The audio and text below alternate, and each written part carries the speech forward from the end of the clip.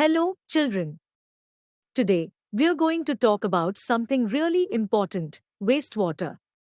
You might be wondering, what is wastewater? The water which gets contaminated after various works, like washing, bathing, mopping, etc., is called wastewater. Every year, on the 22nd of March, we celebrate World Water Day to remember how precious water is. Let's dive in and learn more about wastewater and why it matters. Now, let's talk about something called sewage. Sewage is a complex mixture containing suspended solids, organic and inorganic impurities, nutrients, saprotrophic and disease-causing bacteria, and other microbes. This mixture can also have nutrients that plants need but in places they shouldn't be, and bacteria that can make people sick. So, what does sewage contain? It contains organic impurities, like human feces, animal waste, oil, urea, urine, pesticides, herbicides, fruit and vegetable waste, etc. Inorganic impurities like nitrates, phosphates, metals. Nutrients like phosphorus and nitrogen. Bacteria such as which cause cholera and typhoid. Other microbes, such as which cause dysentery. It's a mix of many things that we don't want in our water. Have you ever wondered where all this wastewater goes?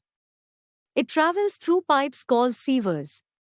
A sewer is just a big underground pipe that carries wastewater away from our homes to a place where it can be cleaned. When we connect all these sewers together, like a big puzzle, we get what's known as sewerage. It's the entire network of big and small pipes that collect and carry away the dirty water from our homes and streets. The network of big and small pipes, called sewers, form the sewerage.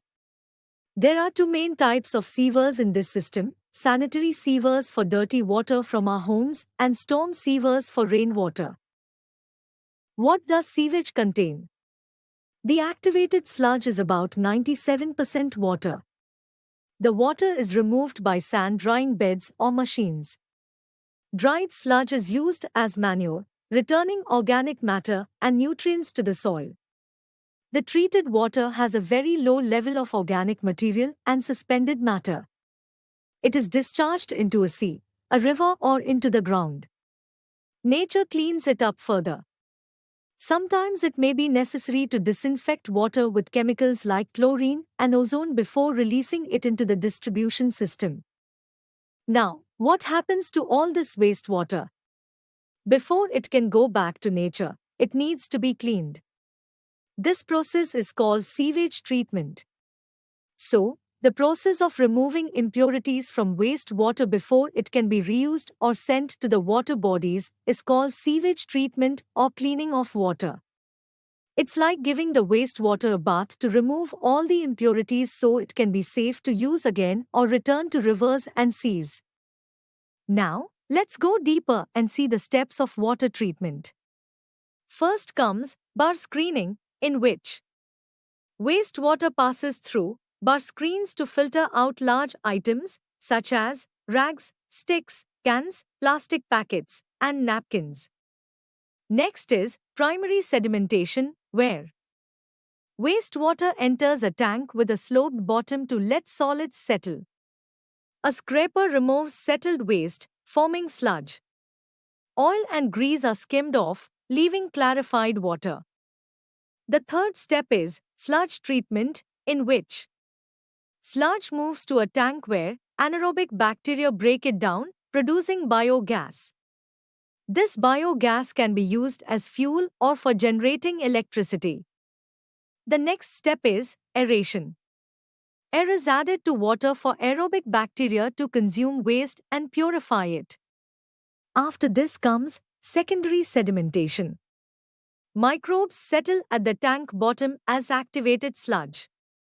Water is then separated from the top. Now comes the second last step, sludge dewatering. Activated sludge, with 97% water, is removed and dried using beds or machines.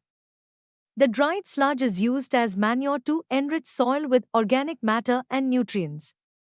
And the last step is discharge of treated water. Treated water is released into the environment where nature further purifies it. Sometimes, it's disinfected with chlorine or ozone before distribution.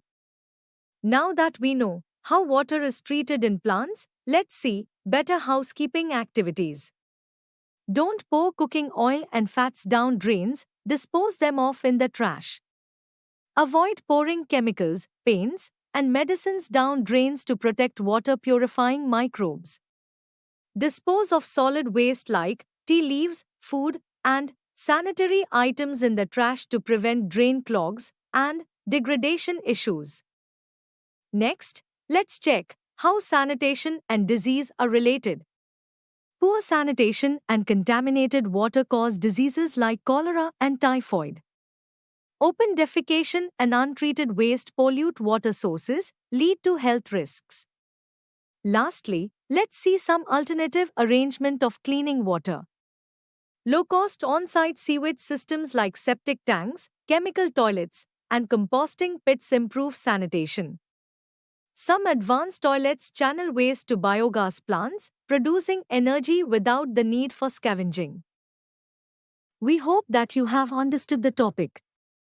You can now study chapter notes, watch video lectures, and solve MCQ tests of this chapter on Eduref to ensure you score well in your school exams. And that's not all, you also get amazing courses for maths, science, English, Hindi, and much more for class 7.